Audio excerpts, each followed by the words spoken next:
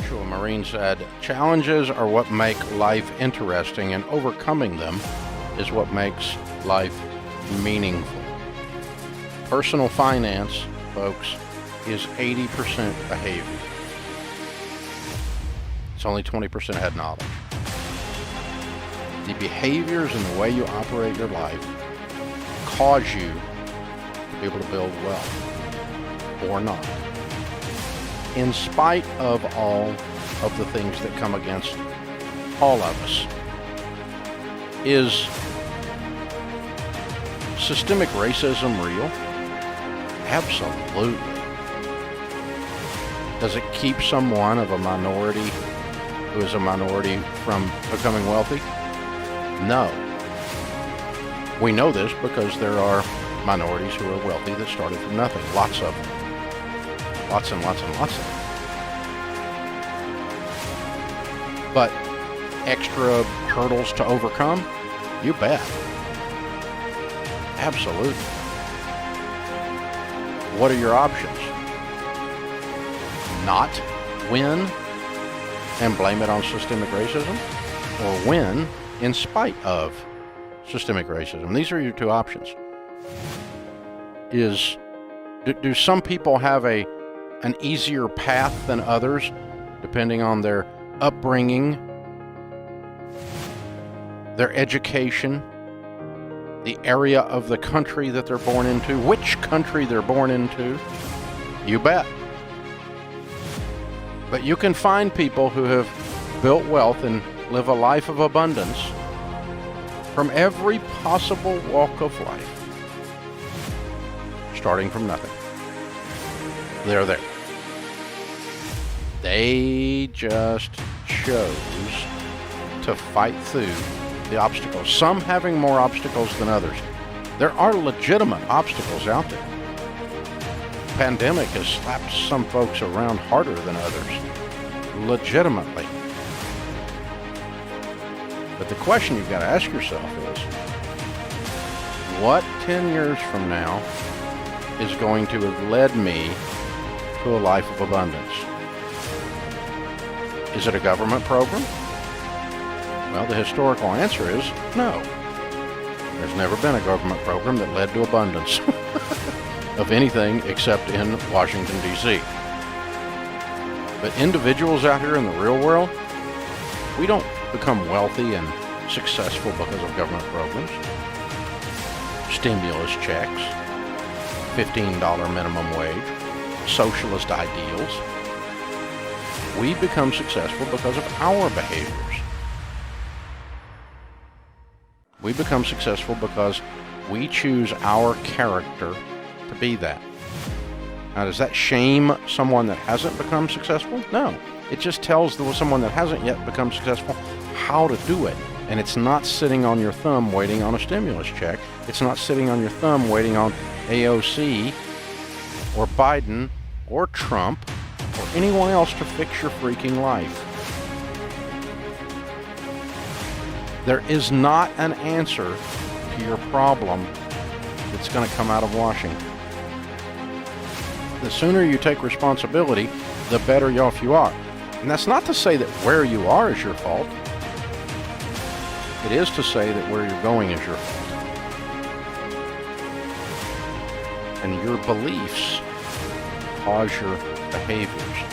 And if you believe the government is going to fix, or some person, or some movement or crusade is going to fix the barriers that are in your life, you're wrong. And if you believe that, you're going to sit and wait on someone else to fix your life, and it's never going to get fixed. It is up to you. So I started from nothing when I came out of college. And I started buying and selling real estate, and I became wealthy, at least by a kid from my neighborhood standards. I had $4 million worth of real estate, made $200,000 a year back in the early 1980s. And that's back when $200,000 was a lot of money. I did a lot of stupid things, like borrow too much money, like borrow it on short-term notes.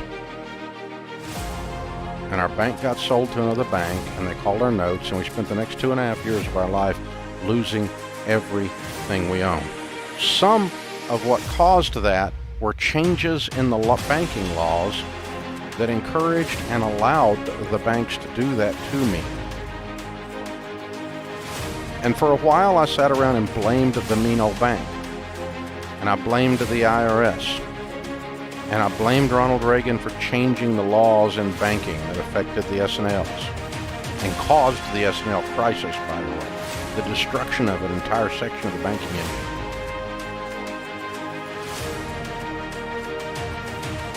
I blamed everyone else. And I sat there for a while getting absolutely no traction and not recovering at all from my losses. And I just sat on my thumb and whined about everybody else picking on poor old Dave.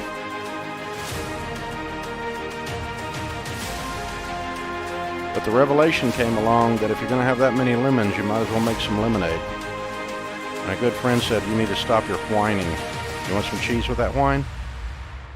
And you need to get up off your butt and go fix this. And oh, by the way, figure out what you learned from all this pain. What'd you learn? What'd you do wrong that you'll never do again? Figure out what your never-agains are because of this. And so I started studying rich people, not broke finance professors with a theory. How'd they get rich? Where'd their money come from, and how did they get it?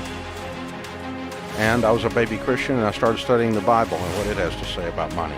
And both those sets of principles lined up. They're called common sense. Get out of debt. Live on less than you make.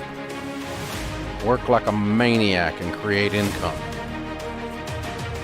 There's a great place to go when you're broke, my grandmother said, to work. It will change everything when you do that. Everything. And so when pandemics come, bankruptcies come, when 2008 comes or 9/11 comes, when racism comes, or wealth inequality comes, or someone treats you poorly because you have a southern accent or a northern accent, or you have a college degree or you don't, or you have student loans or you don't. Whatever your mountain is that you have to climb, and you have a mountain you have to climb. Some are taller than others. But you've got to climb the mountain. So you need to sit down and say, what have I done wrong so far? What are the lies that I believe about life that are holding me back? And what am I going to change? A lot of the things I believe came from the neighborhood I grew up in. And a lot of the lies I had to lay down and never again believe came from the neighborhood I grew up in. Some of the best qualities came out of the household I grew up in, and some of the lies that I had to lay down came out of the household I grew up in. And that's true of every one of us. Every one of us. So growing up is setting down the lies and embracing the truth and hustle and grind. Get up and leave the cave and kill something and drag it home. If you believe someone is coming to your rescue, you're screwed. Because no one is. It's up to you, baby doll. Suck it up, Buttercup. You got this. You can do it. I know you can do it. Because I've watched tens of millions of you do it. Lay down the lies, pick up new beliefs, embrace new behaviors, and change your freaking life. Don't wait on the government to do that, for God's sakes.